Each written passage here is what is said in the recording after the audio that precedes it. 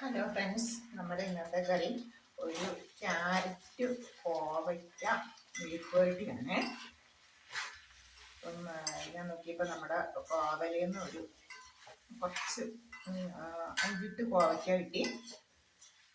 പിന്നെ ഒരു ക്യാരറ്റ് വാങ്ങിയത് ഇരിപ്പുണ്ടായിരുന്നു. അപ്പം നമ്മൾ ആ കോവയ്ക്കയും ക്യാരറ്റും കൂടെ ചേർത്ത് ഒരു മെഴുക്കുവരട്ടി വെച്ചു. അപ്പോൾ എളുപ്പമാണേ.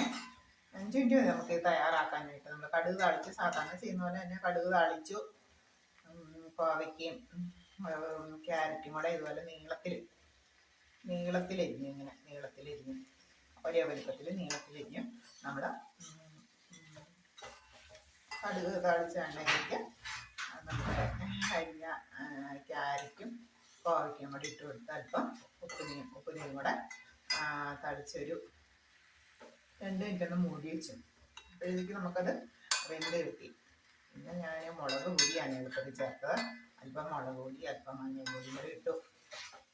ഇളക്കി വാങ്ങി നമ്മുടെ കറി റെഡിയായി.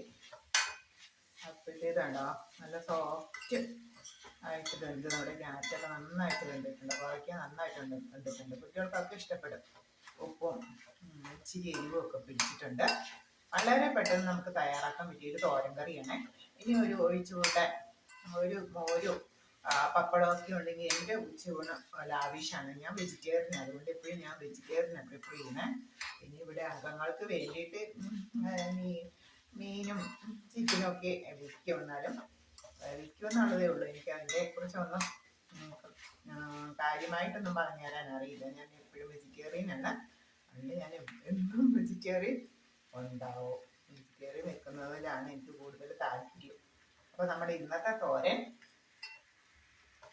ക്യാരറ്റ് കോവയ്ക്ക മെഴുക്കുവരട്ടിയാണ്. പിന്നെ മോരുകറി ഇരിപ്പുണ്ട്, പപ്പടം ഉണ്ടാക്കി. അപ്പോഴത്തേക്ക് ഞാൻ നമ്മുടെ ഇന്നത്തെ ബ്രേക്ക്ഫാസ്റ്റ് എന്ന് പറയുന്നത് നമ്മുടെ ഗോതമ്പ് അടയാക്കി. അതാണ് എളുപ്പമുണ്ടല്ലോ.